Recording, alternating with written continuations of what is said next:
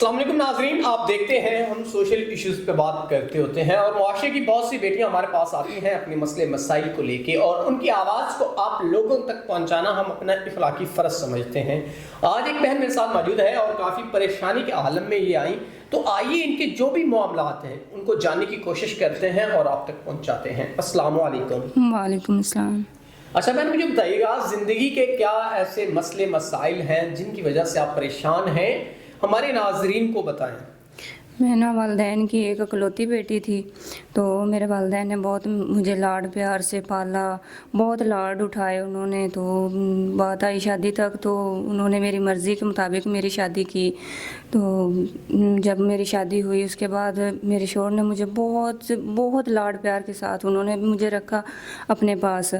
تو 4-5-6 سال ہو گئے، تو میرے ہاں اولاد نہیں تھی، تو ان کی والدہ کو اعتراض تھا کہ اس کے پاس اولاد نہیں ہے۔ تو انہوں نے بہت اعتراض کیا، انہوں نے اپنے والدہ کے پیچھے لگے اور انہوں نے مجھے مارا، گالی گلوچ، مارا پیٹا، بہت کچھ کیا، لیکن میری برداشت سے باہر ہو گیا۔ تو میں نے فیصلہ کر لیا کہ نہیں، اب اتنا برداشت نہیں ہوتا تھا۔ تو اس کے بعد پھر انہوں نے مطلب کہ مجھے بائیکاٹ کر دیا، طلاق دے دی۔ جب انہوں نے طلاق دی تو اس کے بعد پھر میں بہت مشکل سے گزر بسر کر رہی ہوں۔ ناظرین، اولاد اللہ کے بس میں ہے، لیکن ہمیشہ عورت کو اس کا قصوروار ٹھہرایا جاتا ہے۔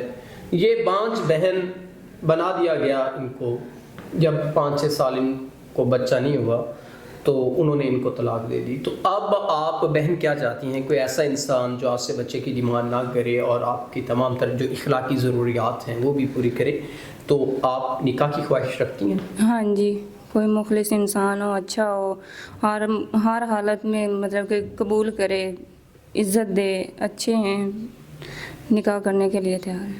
ناظرین، اگر کوئی ایسا انسان جو ان کے معاملات زندگی، ان کے ضروریات زندگی اور اخلاقیات کے اندر رہتے ہوئے جو بھی ایک ضرورت ہوتی ہے انسان کی، اگر کوئی پوری کرتا ہے تو وہ ضرور ان سے نکاح کرے تاکہ ان کی تمام تر پریشانیاں کم ہو سکیں۔ تو اسی کے ساتھ اپنے میزبان نواب احمد کو دیجیے گا اجازت۔ خدا حافظ۔